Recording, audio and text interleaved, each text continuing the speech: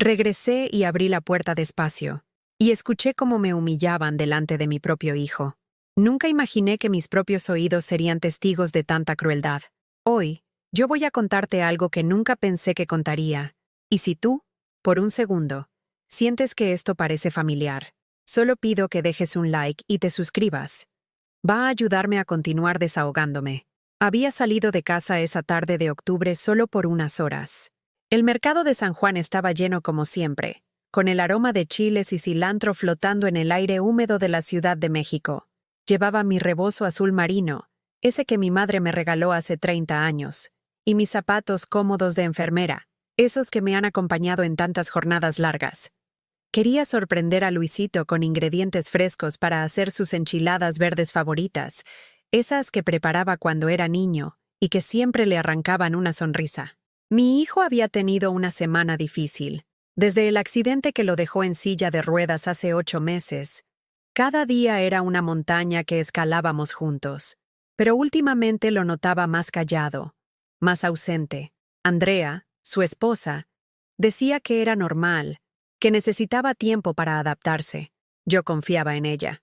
Después de todo, había jurado quedarse a su lado, en la salud y en la enfermedad. Regresé a casa cuando el sol empezaba a esconderse detrás de los edificios de la Condesa.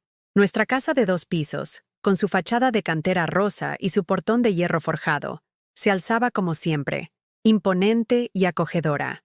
La había comprado con años de trabajo como contadora en un despacho del centro, ahorrando peso por peso, sacrificando vacaciones y caprichos.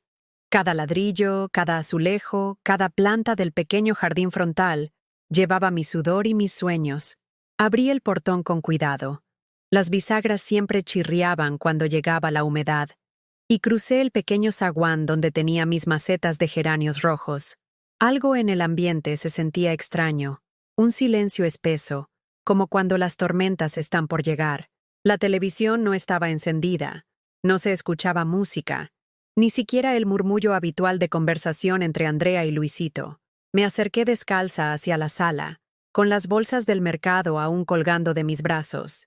Mis calcetines de algodón apenas hacían ruido sobre el piso de mosaico hidráulico que tanto me había costado restaurar. Y entonces, la escuché. Tu madre vieja, gorda y estorbosa, me tiene harta. La voz de Andrea cortó el aire como un cuchillo. Mi respiración se detuvo. Me asquea solo verla mover esa cara de mártir por la casa. Y tú, eres una carga igual que ella. No sirves ni para hacerme feliz. Cada palabra me arrancó el aire de los pulmones. Las bolsas resbalaron de mis manos, pero las sujeté antes de que cayeran. Me paralicé contra la pared del pasillo, con el corazón golpeándome el pecho como un tambor desesperado. ¿Sabes qué me repugna más? Continuó Andrea con esa voz que creí conocer, esa voz que me había dicho suegrita querida, tantas veces, que no se muera de una vez. Así por fin viviríamos en paz, tú y yo, sin esta bruja metida en todo. El mundo se desplomó. Ahí, en mi propia casa, la mujer a quien había abierto mis brazos como a una hija, deseaba mi muerte. Y lo peor, ahí estaba él, mi Luisito, mi niño hermoso, mi razón de existir, sentado en su silla de ruedas frente a la ventana que daba al patio interior, callado, sin levantar la vista, apretando los puños hasta que se le pusieron blancos, con esas manos que antes tocaban el piano y ahora temblaban de impotencia. Vi su reflejo en el cristal. Lágrimas silenciosas rodaban por sus mejillas, pero no se movía. No la defendía. No me defendía. ¿Cómo había llegado hasta aquí? ¿Cómo había permitido que mi hogar, el refugio que construí con tanto amor, se convirtiera en el escenario de mi propia humillación? Las palabras de Andrea siguieron cayendo como piedras sobre mi alma. Y esa casa, cuando por fin se largue o se muera, será nuestra. Toda la herencia será nuestra. Solo hay que esperar un poco más. Mi casa, mi vida, mi sacrificio, reducido a una herencia que esperar. Me alejé en silencio, con las piernas temblando. Subí las escaleras de caracol sujetándome del barandal de hierro como si fuera mi única salvación. Cada escalón crujía bajo mi peso, pero el sonido se perdía en el eco de esas palabras que ahora vivían en mi pecho como dagas clavadas. En mi cuarto, me senté frente al espejo del tocador que heredé de mi abuela. Mis manos temblaban mientras me quitaba el rebozo. Ni me reconocía. ¿Cuándo mis ojos se habían vuelto tan pequeños? ¿Cuándo se habían marcado tanto las arrugas alrededor de mi boca? ¿En qué momento esta mujer de 62 años se había convertido en la vieja estorbosa de la que hablaba Andrea? Cerré los ojos y los recuerdos llegaron como una avalancha. Recordé cuando Andrea llegó a nuestras vidas hace 3 años. Era empleada en el banco donde Luisito trabajaba como ingeniero de sistemas. Llegó un domingo a comer, vestida con un vestido floreado sencillo, tímida, con esa sonrisa dulce que me conquistó desde el primer momento. «Señora Dolores», me había dicho aquella tarde, «Luisito me ha hablado tanto de usted. Dice que hace los mejores chiles en nogada de todo México». Yo me derretí. Hacía años que nadie elogiaba mi cocina con tanto entusiasmo. Desde que enviudé, cuando Luisito tenía 15 años, había sido solo él y yo contra el mundo. Ver a mi hijo enamorado, ver esa luz en sus ojos cuando la miraba, me llenó de una alegría que no sentía desde hacía mucho tiempo. Andrea se ganó mi corazón rápidamente. Me ayudaba con la limpieza los fines de semana, traía flores del mercado de Jamaica, se quedaba conmigo en las tardes viendo las telenovelas mientras Luisito trabajaba hasta tarde. Me llamaba Mamá Lola, y yo me sentía completa, como si por fin tuviera la hija que siempre quise. Cuando se casaron en la parroquia de la Santa Veracruz, lloré de felicidad. Andrea se veía hermosa con el vestido que compramos juntas en el centro. Y yo pagué la recepción en el salón de fiestas Los Pinos, sin chistar. 15,000 pesos que había ahorrado durante 2 años vendiendo tamales los fines de semana. No me importó. Ver a mi hijo feliz no tenía precio. Pero entonces llegó el accidente. Era un viernes por la noche. Luisito regresaba de una junta en Satélite cuando un tráiler se pasó el alto en Periférico Norte. El impacto fue terrible. Fractura de columna vertebral. Los doctores del Hospital La Raza fueron directos. Parálisis de la cintura hacia abajo. Permanente. Recuerdo vívidamente esa primera noche en el hospital. Andrea lloraba desconsolada en mis brazos mientras yo intentaba ser fuerte para los dos. «No se preocupe, mamá Lola», me decía entre sollozos. «Yo voy a cuidar a Luisito para siempre. Lo amo tanto que nada de esto importa». Vendí Mitsuru 2010, el único carro que había tenido en mi vida, para pagar los gastos médicos que el seguro no cubría. 45,000 pesos que conseguí en una semana, sin preguntarle a nadie si estaba bien o mal. Era por mi hijo. Reformamos toda la planta baja de la casa. Construimos una rampa en la entrada, adaptamos el baño, compramos una cama especial, silla de ruedas eléctrica, barras de apoyo. Andrea supervisaba todo con tanto cuidado que yo pensaba, «¿Qué suerte tiene mi hijo de tener una esposa así?» Gasté otros 60,000 pesos de mis ahorros para la jubilación. Dinero que había guardado peso por peso trabajando dobles turnos en el despacho contable, almorzando solo tortillas con sal para ahorrar. Pero no me dolía. Era por la felicidad de mi familia. 2 meses después del accidente, Andrea llegó radiante una tarde con un sobre en las manos. «Mamá Lola, tengo una sorpresa maravillosa». Dentro había un ultrasonido. Estaba embarazada. Lloré de alegría. Abracé a mi nuera como si fuera mi propia hija. Un bebé, un nietecito que le daría nueva luz a nuestra casa después de tanta oscuridad. Luisito también lloró, pero de felicidad. Por primera vez desde el accidente, vi esperanza en sus ojos. «Necesitamos preparar todo para el bebé», dijo Andrea esa noche durante la cena. «La casa necesita más reformas. Hay que comprar la cuna, el cochecho, toda la ropita». Otra vez. No dudé ni un segundo. Fui al banco al día siguiente y vendí mi departamentito en la Doctores que había comprado años atrás como inversión. Eran solo 30 metros cuadrados, pero estaba bien ubicado y lo logré vender en 200,000 pesos. Todo ese dinero se lo di a Andrea. «Para mi nietecito», le dije poniéndole el sobre en las manos. «Que no le falte nada». También le entregué el collar de oro blanco con diamantes que mi madre me dio antes de morir. «Véndelo si hace falta», le dije. «Los bebés necesitan muchas cosas». Andrea me abrazó llorando. «Mamá Lola, Usted es un ángel. No sé qué haríamos sin usted. Contraté a Iván, un enfermero de 25 años que nos recomendaron en el hospital. Era alto, güero, con ojos verdes y una sonrisa que tranquilizaba. Su trabajo era ayudar a Luisito con la terapia física y estar disponible las 24 horas para cualquier emergencia. Les di la recámara del segundo piso para que Iván pudiera descansar cuando fuera necesario, y su salario lo pagaba yo puntualmente cada quincena. 8,000 pesos que salían de mi pensión de viuda. Todo parecía perfecto. Luisito mejoraba poco a poco. Andrea cuidaba su embarazo con esmero, y yo me sentía útil, necesaria, amada. Preparaba comidas especiales para la futura mamá, tejía chambitas para el bebé. Soñaba con ser la abuela más consentidora del mundo. Pero lentamente, tan despacio que al principio no me di cuenta, las cosas empezaron a cambiar. Andrea comenzó a llegar tarde a casa. Tuve cita con el ginecólogo, decía. O me quedé platicando con las otras mamás en el curso de preparación para el parto. Siempre tenía una explicación lógica. Dejó de acompañarme a ver las telenovelas. Ya no me ayudaba con la limpieza. Cuando le ofrecía platicar, me decía que estaba muy cansada por el embarazo y se encerraba en su cuarto. Iván también cambió. Antes era respetuoso, formal. Ahora llegaba usando ropa de marca, traía un celular nuevo, y algunas noches lo escuchaba riéndose muy fuerte con Andrea, mientras Luisito dormía sedado por los medicamentos. Doña Charo, mi vecina de al lado, comenzó a hacerme comentarios extraños cuando nos encontrábamos en la panadería La Especial de la esquina. «Ay, comadre Lola», me decía mientras escogíamos bolillos, «esa muchacha suya anda muy rara últimamente. La he visto salir sola mucho, y ese muchacho el enfermero, pues se ve que tiene dinero de sobra. ¿No le parece raro?». Yo la callaba. «No sea chismosa, Charo. Andrea está embarazada y necesita salir a tomar aire fresco. E Iván será que le pagan bien en otros trabajos». Pero las dudas empezaron a sembrar raíces en mi pecho como hierba mala.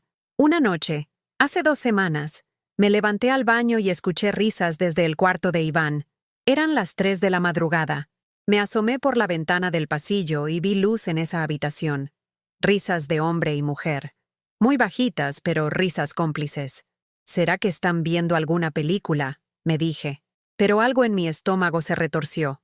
Ahora, sentada frente a este espejo, con las palabras crueles de Andrea aún quemándome los oídos, todas esas dudas se volvían certezas dolorosas. Todo cobraba sentido. Los gastos, las ausencias, las risas nocturnas, los cambios de humor. Habría sido una tonta ciega todos estos meses. Los días siguientes fueron una tortura silenciosa. Cada mañana me levantaba fingiendo normalidad, preparando el desayuno con las mismas manos que temblaban por dentro. El café sabía amargo, las tortillas se me quemaban, y cada vez que Andrea me decía, «Buenos días, mamá Lola», con esa sonrisa falsa, sentía como si me tragara vidrios molidos. Luisito apenas me miraba a los ojos. Desde aquella tarde horrible, evitaba conversar conmigo.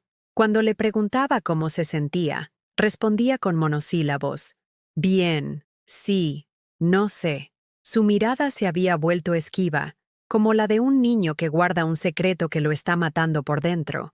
Andrea, por el contrario, actuaba como si nada hubiera pasado, hasta parecía más cariñosa.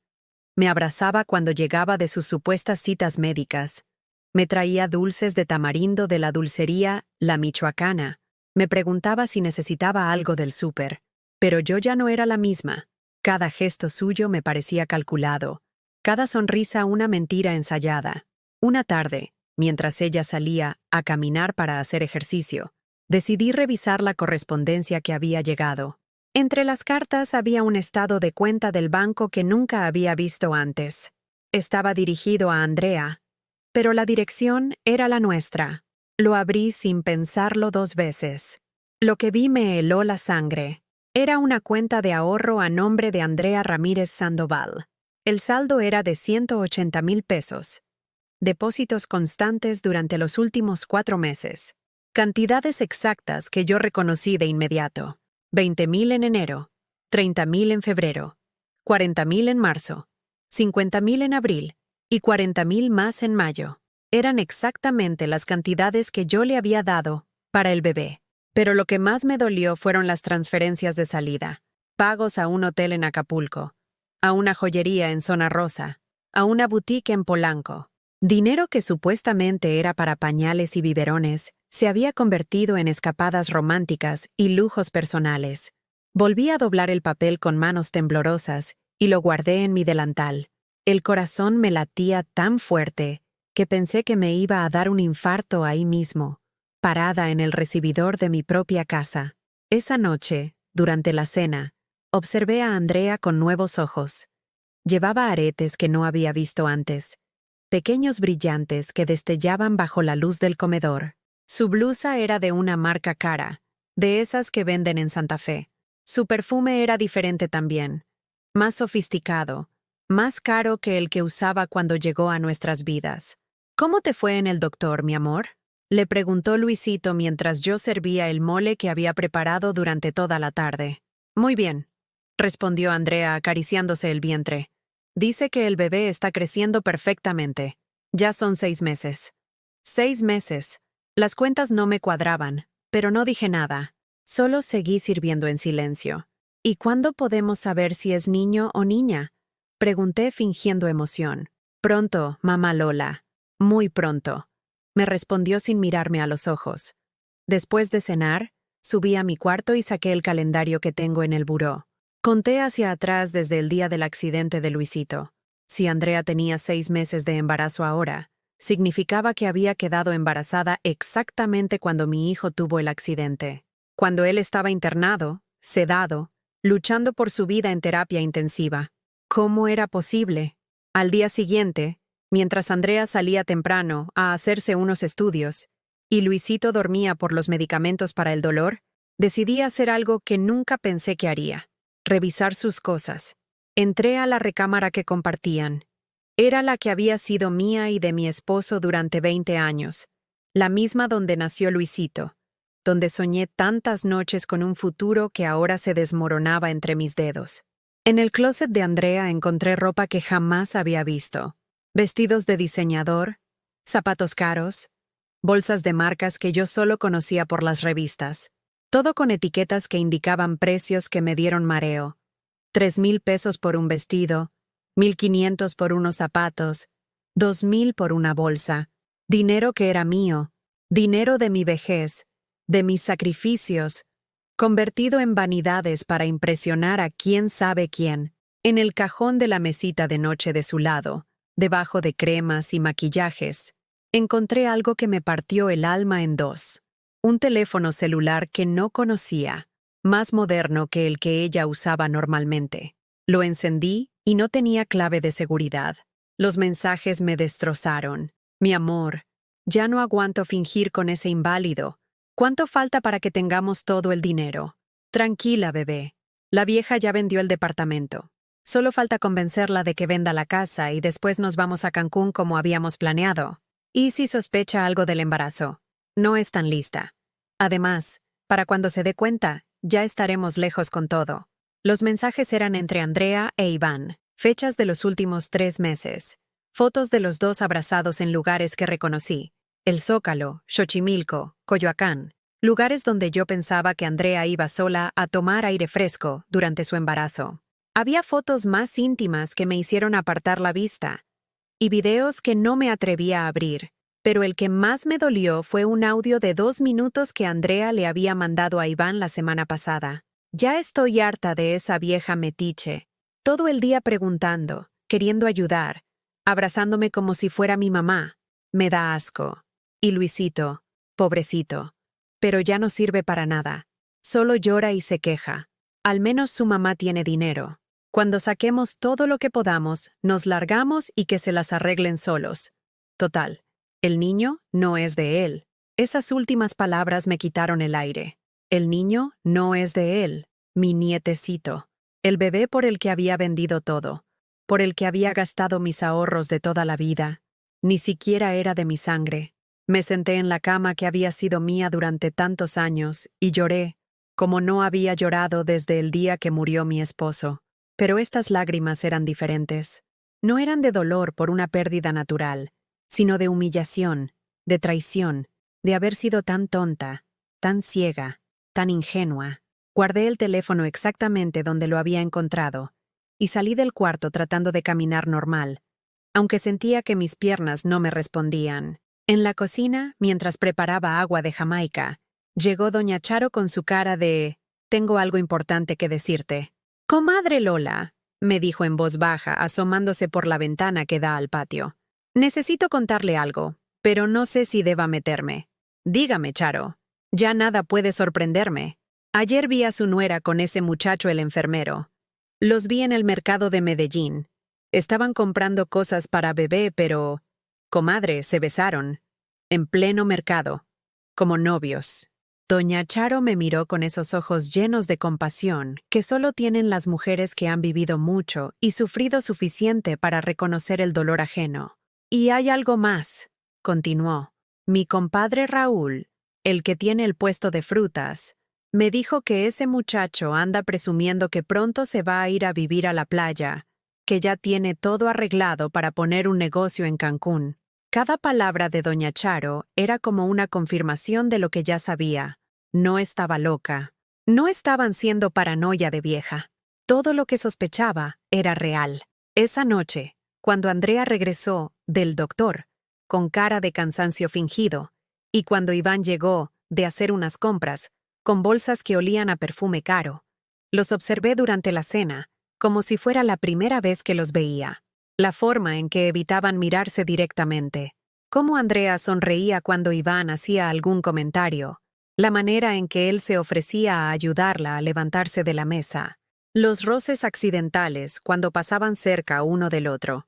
Y Luisito, mi pobre hijo, ahí sentado en su silla, ajeno a todo, o quizás demasiado destruido para enfrentar la realidad que tenía delante de los ojos. Esa noche, acostada en mi cama, tomé una decisión que cambiaría todo. Ya no iba a ser la vieja tonta que regalaba su vida y su dinero a quien no la valoraba. Era hora de descubrir toda la verdad. Y después, ya vería qué hacer con ella. Mi plan era simple, pero me dolía en el alma. Tenía que confirmar lo que ya sabía, pero necesitaba pruebas irrefutables. Así que esa mañana decidí hacer algo que nunca había hecho en 62 años de vida. Fingir que salía de casa cuando en realidad me quedaría escondida. Le dije a Andrea que iba a pasar el día con mi hermana Esperanza en Naucalpan, que no regresaría hasta la noche. Me vestí como siempre. Tomé mi bolsa. Salí por la puerta principal.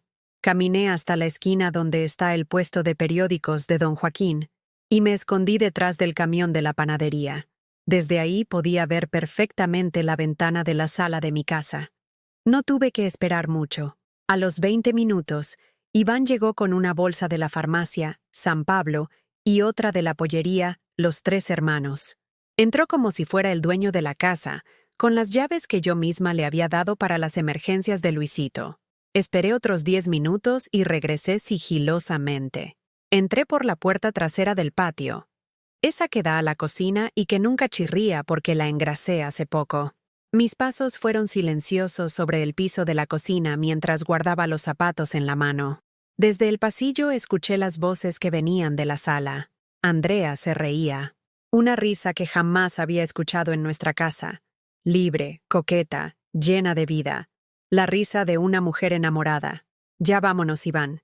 Esta actuación me está matando», decía mientras su voz se acercaba hacia donde yo estaba. «Tranquila, amor. Solo faltan unas semanas más y tendremos todo el dinero», respondió él. «La vieja ya vendió el departamento, ya vendió el carro, hasta vendió las joyas de su mamá. Cuando convenza a esa tonta de vender la casa, nos vamos a Cancún y montamos el restaurante como habíamos planeado». Me escondí detrás de la puerta de la despensa, con el corazón latiéndome tan fuerte que pensé que me iban a escuchar.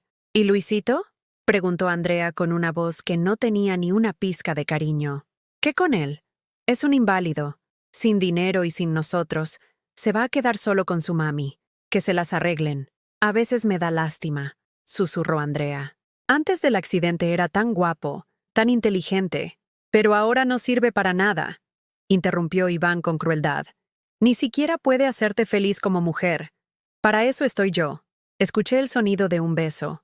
Largo, apasionado. En mi sala. En la casa donde mi hijo creía tener una familia. ¿Y si la vieja sospecha del embarazo? Preguntó Andrea después de unos minutos. Ayer me preguntó cuándo podríamos saber el sexo del bebé. Dile que es niña y que se va a llamar Esperanza, como su hermana. Las viejas se emocionan con esas cursilerías. Se rió Iván. Para cuando nazca ya estaremos en Cancún y que piense lo que quiera. ¿Y si quiere estar presente en el parto? Le dices que va a ser cesárea de emergencia, que no se permiten visitas. Tienes que ser más inteligente, Andrea. Esa vieja pendeja se cree todo lo que le digas. Esa vieja pendeja. Así me llamaba el hombre al que yo pagaba 8,000 pesos al mes para cuidar a mi hijo. A veces me siento mal por Luisito, volvió a decir Andrea. Está tan deprimido últimamente. Casi no habla.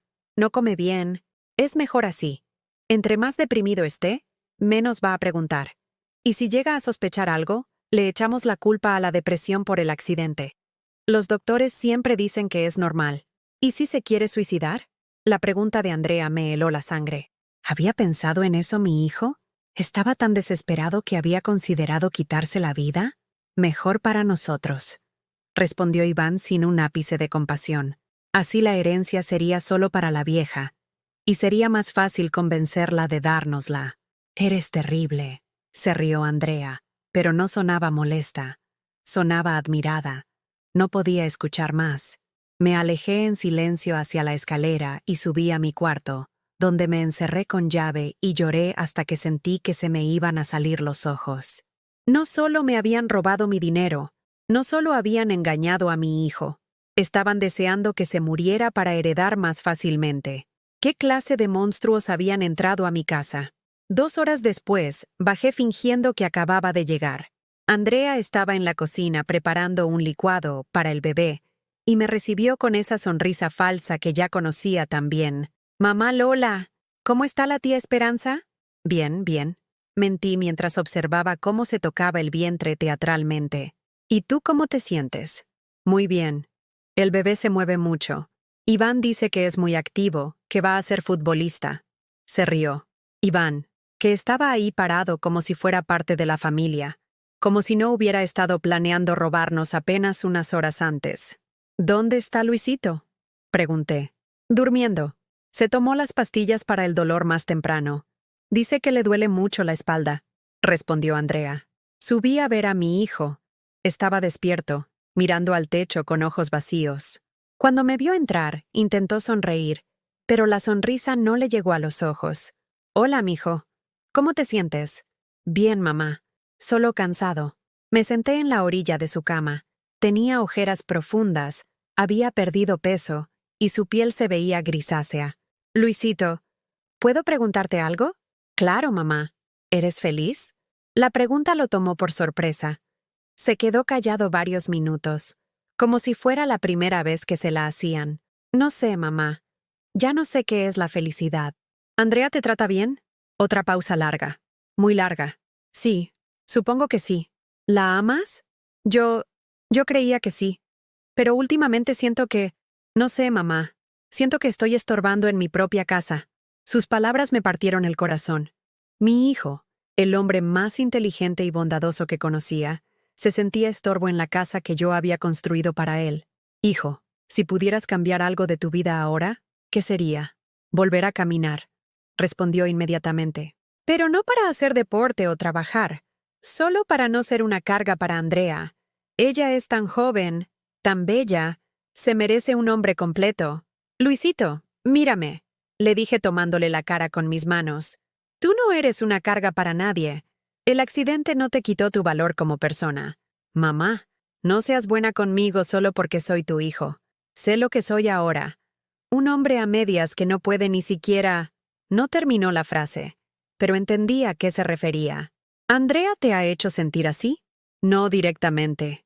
Ella nunca me dice nada malo. Pero la veo forzar sonrisas cuando está conmigo. La veo fingir que le gusta abrazarme. Siento que solo se queda por lástima. Si hubiera sabido lo que había escuchado esa mañana, se habría dado cuenta de que Andrea se quedaba por dinero, no por lástima. Pero no podía decírselo. Todavía no. ¿Has pensado en lastimarte?» La pregunta salió de mi boca antes de que pudiera detenerla. Luisito me miró con sorpresa, después con tristeza, y finalmente asintió casi imperceptiblemente. Solo como escape, mamá, cuando el dolor es muy fuerte y siento que ya no sirvo para nada. Pero no te preocupes, nunca lo haría, no te haría eso a ti. Esa noche, después de cenar en silencio mientras Andrea e Iván actuaban como si fueran los cuidadores más dedicados del mundo, me encerré en mi cuarto y tomé la decisión más difícil de mi vida. Era hora de salvar a mi hijo. Pero primero tenía que obtener la prueba definitiva. Al día siguiente, mientras Andrea salía al mercado e Iván acompañaba a Luisito a terapia, registré la casa completa. En el closet de Andrea, detrás de una caja de zapatos que nunca usaba, encontré lo que buscaba. Una carpeta con documentos médicos. El ultrasonido real, con fechas que no coincidían con lo que nos había dicho. El bebé había sido concebido 2 semanas antes del accidente de Luisito, cuando mi hijo todavía caminaba, trabajaba y creía tener una esposa fiel. Pero eso no era lo peor. También había pruebas de paternidad. Resultados que confirmaban que Iván Morales Herrera era el padre biológico del bebé que Andrea cargaba en el vientre. El bebé por el que yo había vendido mi departamento, por el que había gastado los ahorros de mi vejez, por el que había entregado las joyas de mi madre, no era mi nieto, y ellos lo sabían desde el principio. Esa noche no dormí. Me quedé sentada en la orilla de mi cama, con la carpeta de documentos sobre mis piernas, leyendo una y otra vez las pruebas de la traición más grande de mi vida. Las cifras no mentían. Las fechas eran irrefutables. Los nombres en los papeles médicos eran claros como el agua. Andrea llevaba 7 meses embarazada de Iván, no 6 como nos había dicho. El bebé había sido concebido cuando ella todavía trabajaba en el banco con Luisito, cuando salían juntos, cuando mi hijo aún caminaba y soñaba con formar una familia. Lo había engañado desde antes del accidente. A las 5 de la mañana tomé la decisión que cambiaría todo. Me bañé. Me vestí con mi mejor blusa, esa azul marino que me regaló Luisito el Día de las Madres, y salí de casa antes de que alguien despertara. Mi primer destino fue el Banco Banamex de Insurgentes Sur, donde tenía mi cuenta de ahorros desde hacía 20 años. Llegué cuando apenas abrían, siendo la tercera persona en la fila. El ejecutivo de cuentas, licenciado Mendoza, me conocía desde que era un jovencito recién egresado. «Buenos días, señora Dolores. ¿En qué puedo ayudarle? Quiero cerrar todas las cuentas que tengo aquí, todas, y transferir todo el dinero a otra institución». El licenciado Mendoza me miró sorprendido. Era una cantidad considerable. Mi pensión de viuda, los ahorros que quedaban después de todos los gastos para Luisito, y el dinero de la venta del departamento que aún no había entregado completamente a Andrea. «¿Está segura, señora? Podemos revisar si hay mejores opciones». «Completamente segura», le dije con una firmeza que hasta a mí me sorprendió. «Y quiero retirar todo en efectivo, hoy mismo». 120,000 pesos en billetes de 500 que guardé en una bolsa de mandado que llevaba especialmente para eso. Dinero que había estado a nombre mío, pero que Andrea y su amante creían que pronto sería suyo. Mi siguiente parada fue el notario público número 47, donde hacía años había hecho mi testamento. El licenciado Herrera, un hombre mayor que entendía las urgencias de la gente como yo, me recibió sin cita cuando le expliqué que era una emergencia familiar. «Quiero cambiar mi testamento, licenciado. Completo». «Por supuesto, señora Morrison. ¿Qué modificaciones desea hacer?» «Quiero desheredar completamente a mi nuera Andrea Ramírez Sandoval. Todo mi patrimonio debe ir exclusivamente a mi hijo Luis Alberto Morrison Vázquez. Y quiero establecer que si algo me pasa, él tenga acceso inmediato a todo, sin que nadie más pueda tocar nada. ¿Está usted segura? Esto es muy específico. Nunca he estado más segura de algo en mi vida». También agregué una cláusula especial. Si mi hijo decidía casarse nuevamente, cualquier nueva esposa tendría que firmar capitulaciones matrimoniales que protegieran el patrimonio familiar. No volvería a permitir que un buitre se aprovechara de la bondad de mi hijo. El trámite tomó toda la mañana, pero salí de ahí con copias certificadas del Nuevo Testamento en mi bolsa. Cuando regresé a casa al mediodía, Andrea estaba en la cocina preparando la comida. Me recibió con esa sonrisa falsa de siempre. Mamá Lola, ¿dónde anduvo toda la mañana? Estaba preocupada. Resolviendo asuntos personales. Respondí sin darle más explicaciones. ¿Todo bien?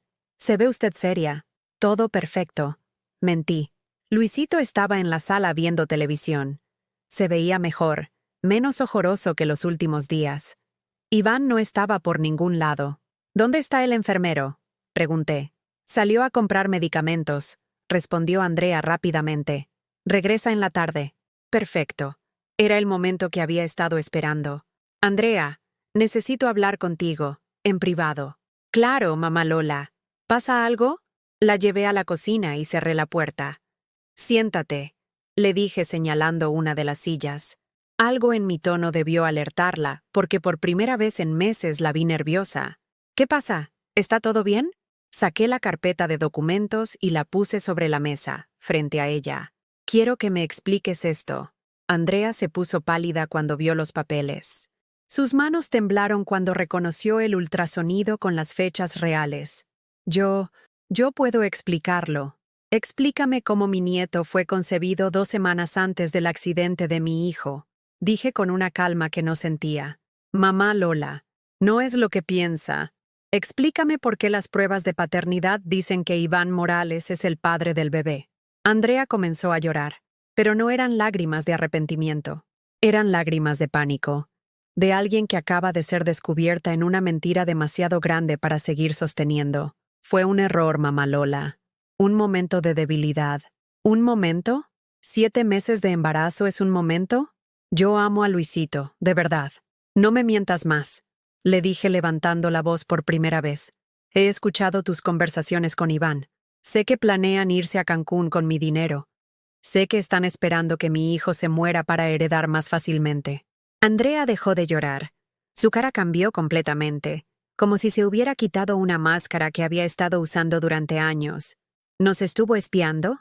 En mi propia casa puedo hacer lo que se me dé la gana, respondí.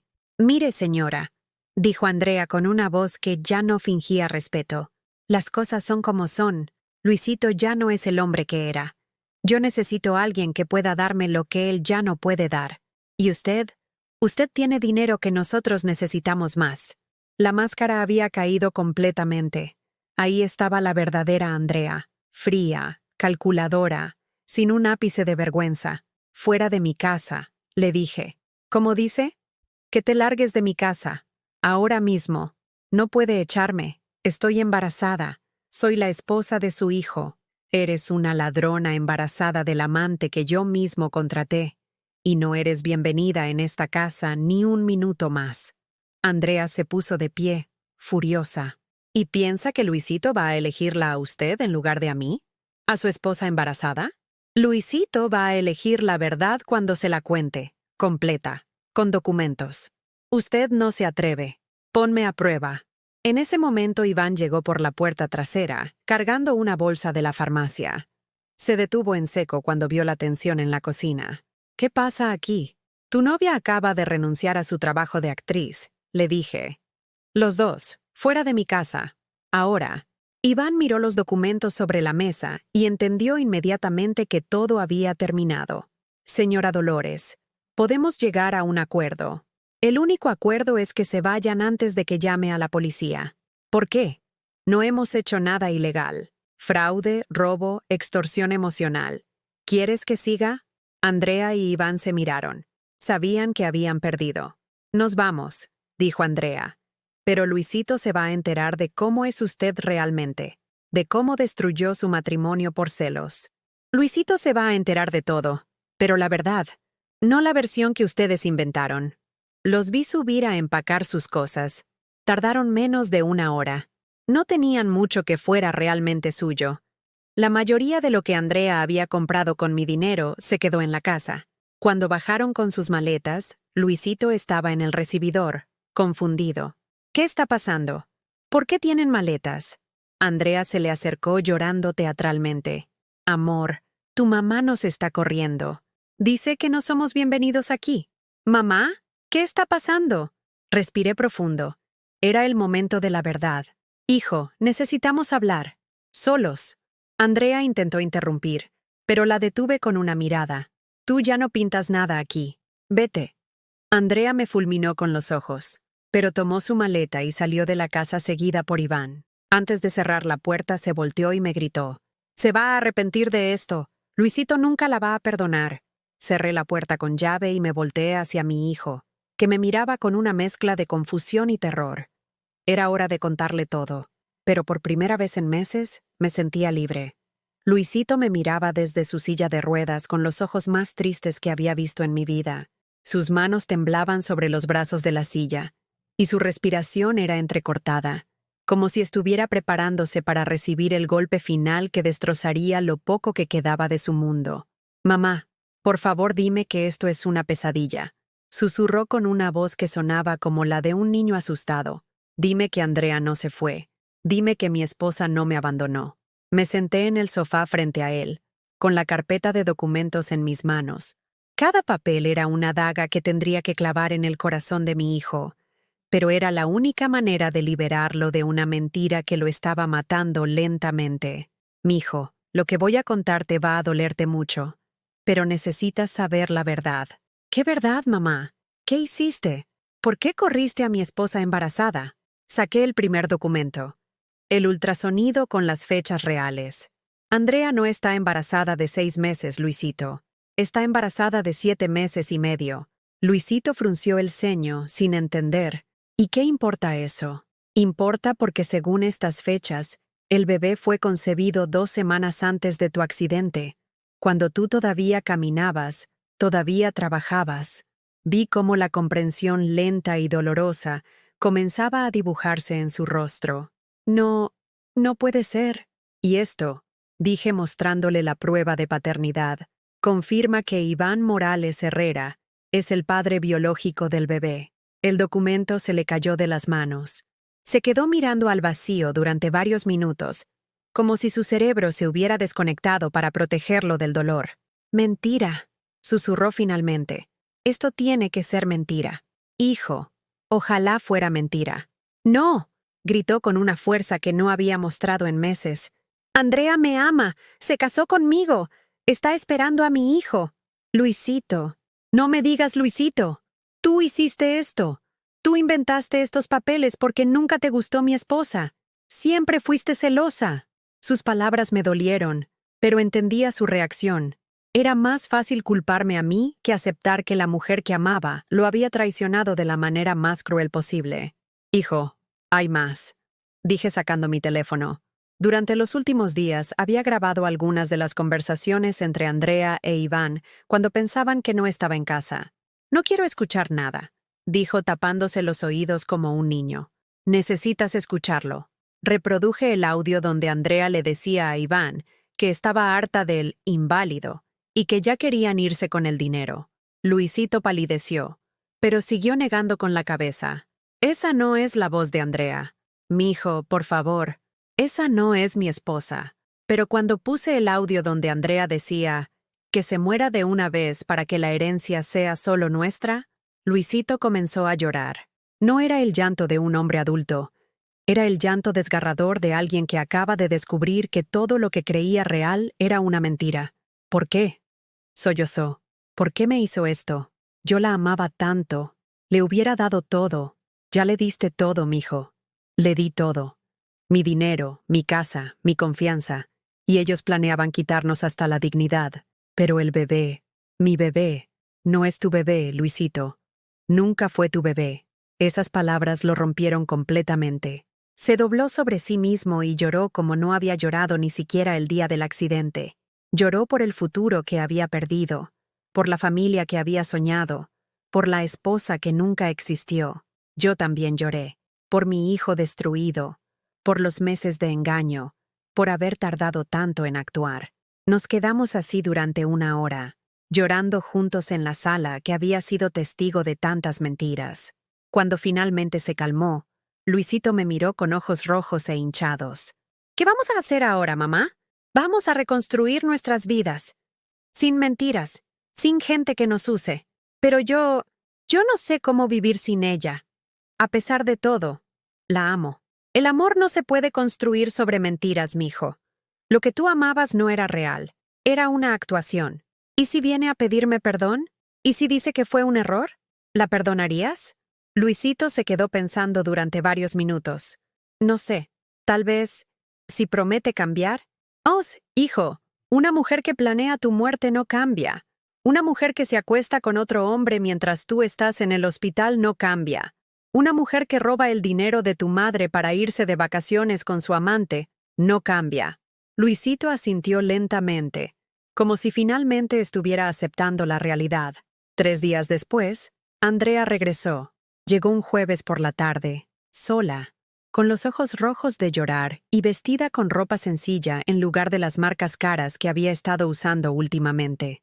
Tocó la puerta suavemente, como si fuera una visita educada en lugar de la mujer que había vivido en esa casa durante años.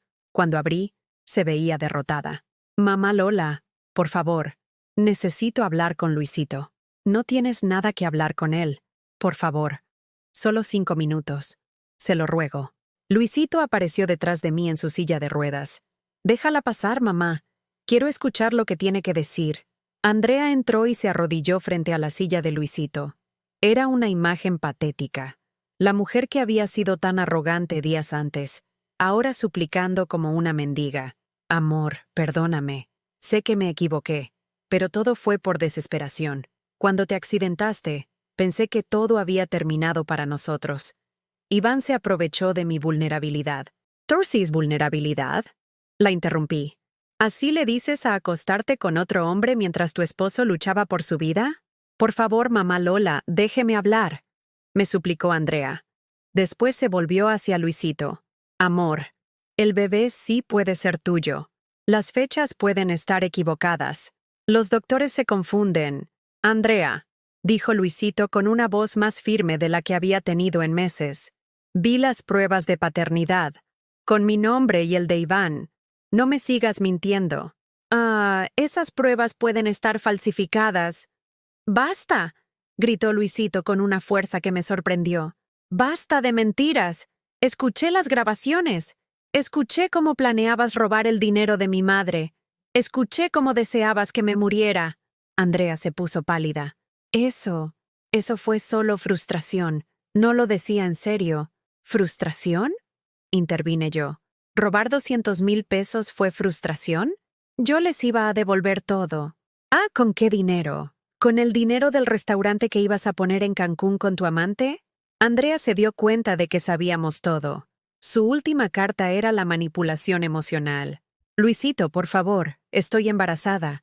¿Vas a dejar que tu hijo crezca sin padre? No es mi hijo, respondió Luisito con una claridad que no había tenido en meses.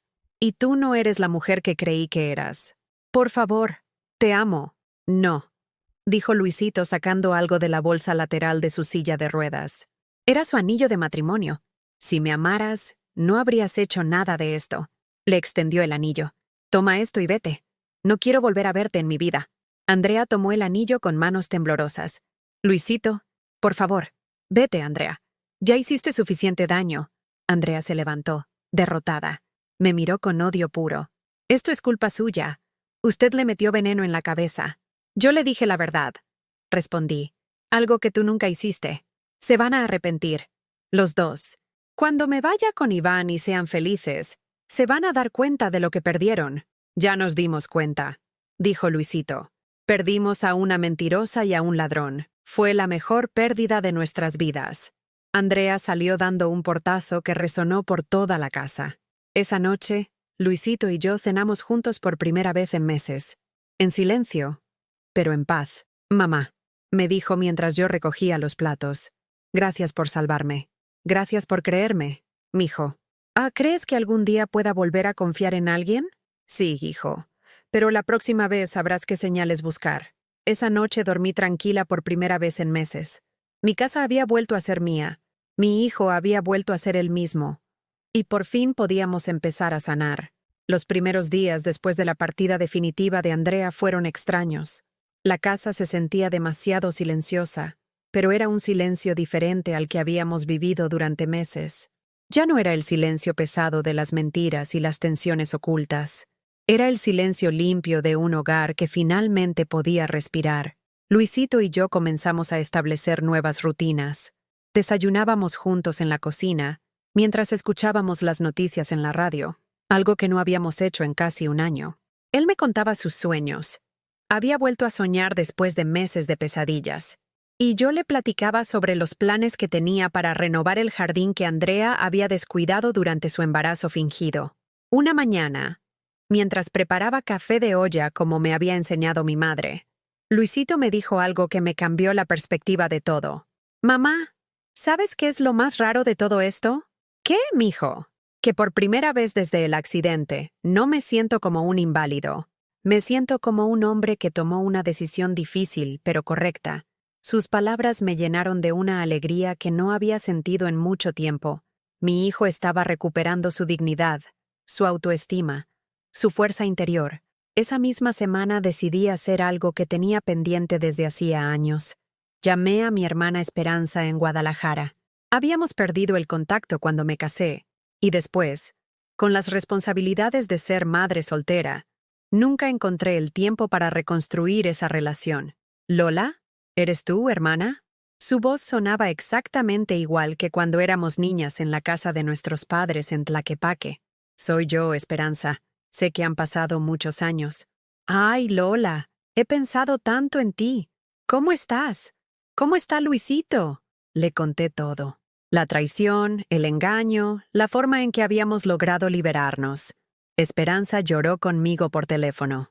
«Hermana, ven a visitarnos. Trae a Luisito.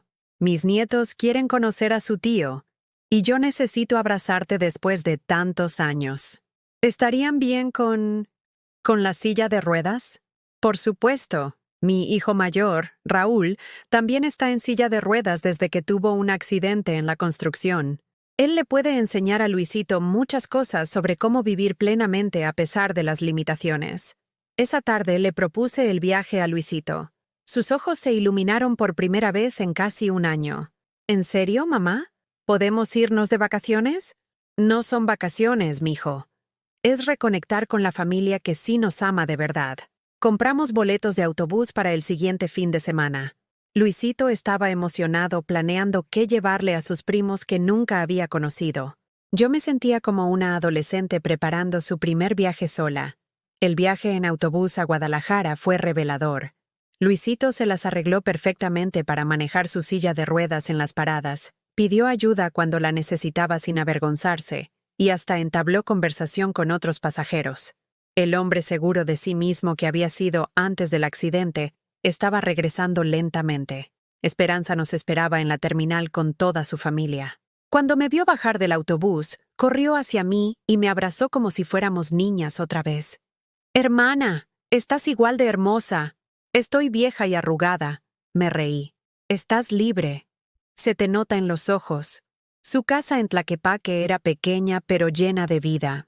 5 nietos corriendo por todos lados, plantas en cada rincón. El olor a canela y chocolate que recordaba de nuestra infancia. Era exactamente lo opuesto a la casa tensa y silenciosa que habíamos estado viviendo. Raúl, su hijo de 35 años, se conectó inmediatamente con Luisito. También había quedado paralítico por un accidente, pero había construido una vida plena. Estaba casado, tenía 2 hijos, y manejaba un taller de carpintería adaptado para personas en silla de ruedas. «Primo», le dijo a Luisito la primera noche durante la cena, «la silla de ruedas no te define. Tú defines qué haces con ella, pero es que a veces siento que ya no sirvo para nada. ¿Sabes qué? Yo también pensé eso al principio, hasta que mi mamá me puso en mi lugar». Esperanza sonrió. Le dije que dejara de sentir lástima por sí mismo y empezara a buscar qué podía hacer con lo que tenía. «¿Y qué encontraste?», preguntó Luisito. Que mis manos seguían funcionando perfectamente, que mi cerebro seguía siendo el mismo, que podía amar, crear, enseñar, reír. La única diferencia es que ahora me muevo sobre ruedas en lugar de caminar. Esa noche, Esperanza y yo nos quedamos despiertas platicando en su cocina hasta las 3 de la mañana, como cuando éramos adolescentes. «Lola, me da tanto gusto verte así». «¿Cómo?». «Viva». Durante años, cuando hablaba de ti con la familia, siempre decía que mi hermana mayor se había perdido en el sacrificio. que ya no sabía quién era fuera de ser mamá. Tal vez tenías razón, pero ahora estás aquí, tomando decisiones, defendiendo a tu hijo, planeando el futuro. Hasta te pintaste las uñas. Era cierto. Esa mañana, por primera vez en años, me había pintado las uñas de un color coral alegre que había comprado en el viaje. ¿Sabes qué me gustaría hacer?, le dije a mi hermana. ¿Qué? Estudiar algo. Siempre quise estudiar psicología, pero nunca tuve oportunidad. Ahora que Luisito está mejor, que no tengo que mantener a nadie más que a nosotros dos. Tal vez pueda inscribirme en algún programa para adultos mayores. ¡Maslo! Por supuesto que puedes. Tienes 62 años, no 102. Regresamos a Ciudad de México con una energía completamente nueva. Luisito había acordado con Raúl que irían juntos a un taller de carpintería en la capital para que aprendiera el oficio. Siempre me gustó trabajar con las manos, me dijo en el autobús de regreso. Ahora podré hacerlo sentado. Yo tenía mis propios planes. Investigué programas de estudios para adultos mayores en la UNAM y encontré exactamente lo que buscaba. Un diplomado en desarrollo humano que se impartía los sábados. La primera clase fue intimidante. Llegué con mi cuaderno nuevo y mi pluma, sintiéndome fuera de lugar entre compañeros que parecían más seguros de sí mismos. Pero cuando la profesora preguntó por qué habíamos decidido estudiar, algo dentro de mí se activó. Quiero entender por qué la gente lastima a quienes los aman, dije. Y quiero aprender a ayudar a otras personas que hayan pasado por traiciones similares. Esa fue la primera vez que hablé públicamente sobre lo que había vivido. No como víctima, sino como alguien que había aprendido algo valioso de una experiencia dolorosa. Después de clase, una compañera se me acercó. Me llamó mucho la atención lo que dijiste. Yo también pasé por una traición familiar muy fuerte. ¿Te gustaría que platicáramos tomando un café? Su nombre era Carmen. Tenía 58 años, y su historia era similar a la mía. Hijos que la habían usado económicamente hasta dejarla sin nada.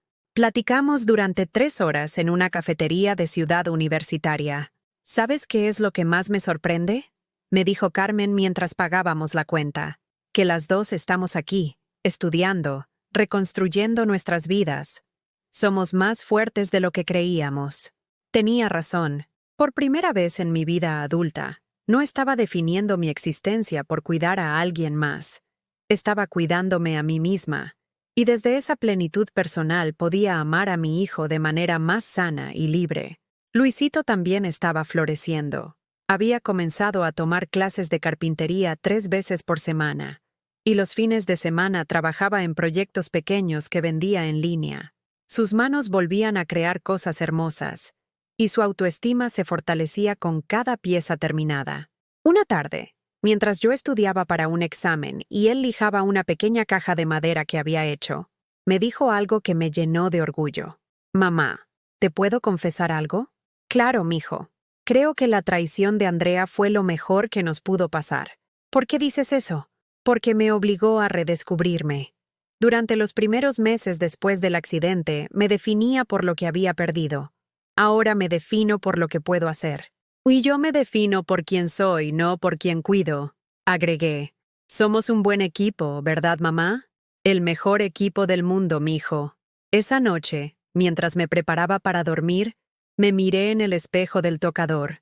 La mujer que me devolvía la mirada era diferente a la que había llorado ahí meses atrás. Tenía las mismas arrugas, el mismo cabello gris, la misma altura, pero sus ojos brillaban con una luz que había estado apagada durante años. Era la luz de alguien que había recuperado su vida y recién comenzaba a vivir. 2 años después, me despierto cada mañana con una sensación que había olvidado por completo, la expectativa de que algo bueno puede suceder durante el día. Es extraño cómo el dolor más profundo puede convertirse en el fertilizante de la felicidad más auténtica que jamás hayas experimentado. Hoy es sábado. Luisito está en el taller que montamos en lo que antes era el cuarto de servicio, trabajando en un mueble para bebé que le encargó una pareja joven del barrio. El sonido de la lija contra la madera se mezcla con la música de Vicente Fernández que siempre pone cuando está concentrado. Es una melodía que llena la casa de vida. muy diferente al silencio tóxico que vivimos durante esos meses horribles. Yo estoy en la cocina preparando café para las amigas del grupo de estudio que vienen en una hora. Carmen, Patricia, Elena y yo formamos lo que en broma llamamos las renacentistas. Mujeres de más de 50 años que decidieron que la vida no había terminado cuando sus familias las traicionaron o las dieron por terminadas. El diploma de mi curso en desarrollo humano cuelga en la pared del comedor, justo donde antes estaba la foto de la boda de Luisito con Andrea. Es un pequeño símbolo, pero representa algo enorme. La mujer que creí que había perdido para siempre estaba solo esperando el momento correcto para renacer. Suena el timbre. Es Carmen, que llega temprano como siempre, cargando una charola de conchas de la panadería La Ideal, y con esa sonrisa que demuestra cómo una persona puede resurgir de las cenizas de su propia vida. ¿Cómo está mi comadre favorita?, me dice abrazándome. Preparándose para cambiar el mundo, una mujer a la vez, le respondo. Es cierto, después de terminar el diplomado, Carmen y yo decidimos crear algo que ninguna de las dos había imaginado hacer jamás. Un grupo de apoyo para mujeres que han sido traicionadas por sus familias. Lo llamamos Corazones Libres, y nos reunimos cada martes en el salón parroquial de la Iglesia del Sagrado Corazón. Al principio éramos solo 5 mujeres. Ahora somos más de 40. Mujeres de todas las edades que han descubierto que el amor propio no es egoísmo, que poner límites no es crueldad, que decir no las convierte en malas madres, esposas o hijas. Patricia llega unos minutos después, seguida por Elena. Las 4 nos hemos vuelto inseparables, unidas por algo más fuerte que la amistad. La comprensión profunda de lo que significa reconstruir tu vida cuando las personas que más amabas fueron las que más te lastimaron. ¿Ya vieron las noticias sobre Andrea?, pregunta Elena mientras nos servimos café. Hace 6 meses nos enteramos por doña Charo que Andrea y su hijo, que efectivamente era de Iván, vivían en Cancún, pero el sueño del restaurante nunca se materializó. Iván la había abandonado cuando el dinero se acabó, y ahora ella trabajaba limpiando habitaciones en un hotel de la zona hotelera. ¿Qué pasó ahora?, pregunto sin mucha curiosidad.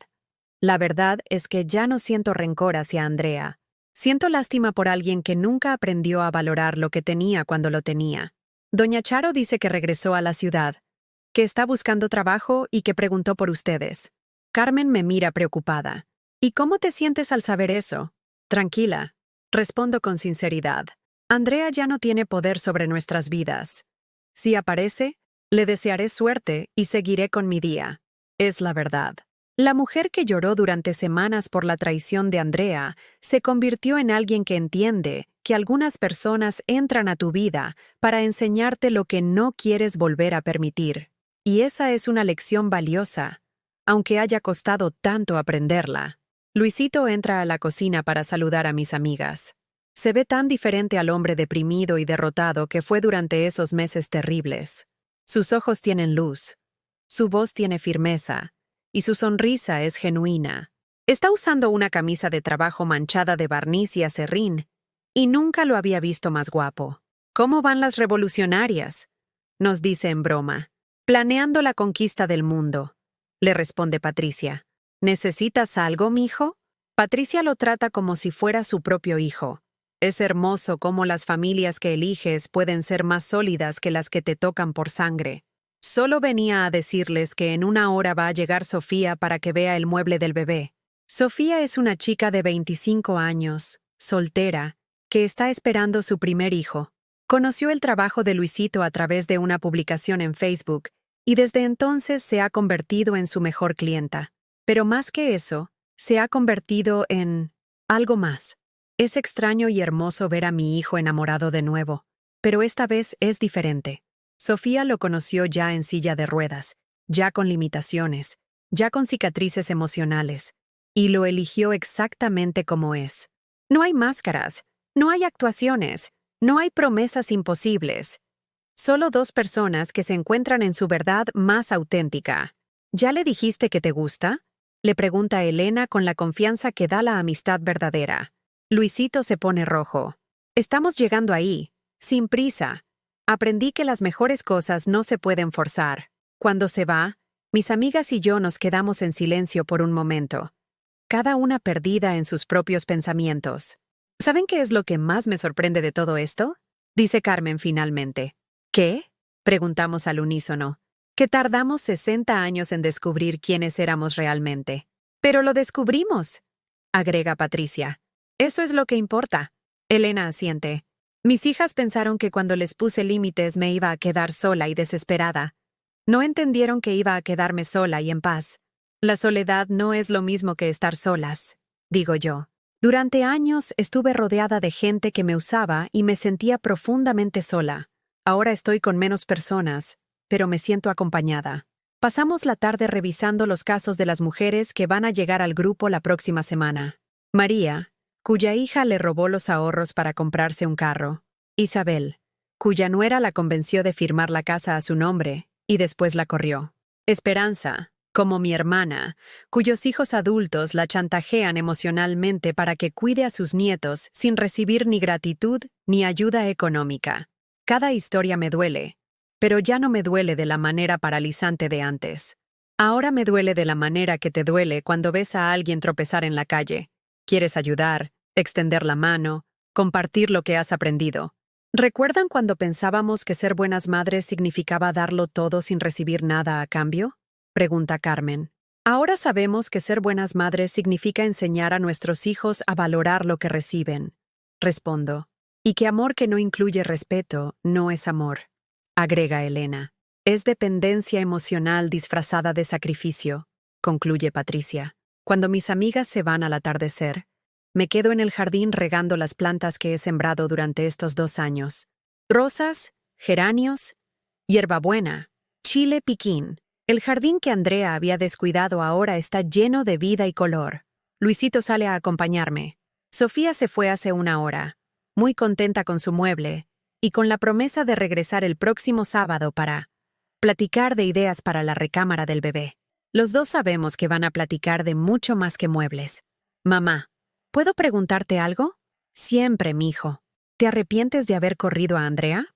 Es una pregunta que me ha hecho varias veces durante estos 2 años, como si necesitara confirmar una y otra vez que tomamos la decisión correcta. Jamás.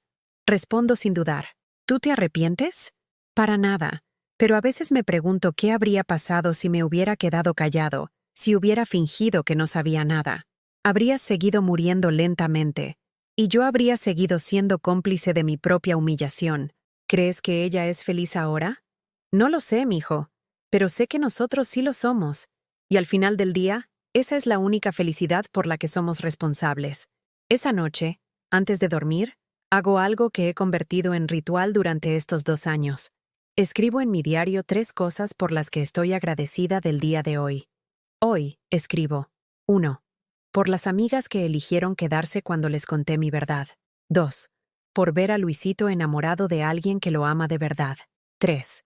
Por haber aprendido que nunca es demasiado tarde para empezar de nuevo. Antes de cerrar el cuaderno, agrego una reflexión que quiero compartir contigo, que me has acompañado durante toda esta historia.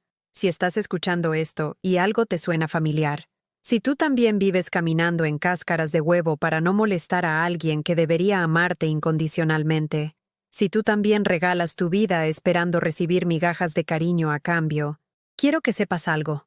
No tienes que comprar el amor de nadie, ni siquiera el de tus hijos. No tienes que convertirte en mártir para ser una buena madre, esposa o hija. Y no es demasiado tarde para empezar de nuevo. Cuando una madre deja de callar, cuando una mujer deja de fingir que está bien cuando no lo está, cuando un ser humano decide que merece respeto tanto como cualquier otra persona, el mundo cambia. Tu mundo cambia. ¿Has vivido algo parecido a lo que te conté? ¿Conoces a alguien que esté pasando por esta situación ahora mismo? Cuéntamelo en los comentarios. Y si esta historia te tocó el corazón, si te hizo reflexionar sobre tu propia vida, si crees que puede ayudar a alguien más que necesita escuchar que es posible empezar de nuevo, por favor, dale like a este video y suscríbete al canal, porque estas historias necesitan llegar a quien más las necesita escuchar. Y tal vez esa persona seas tú.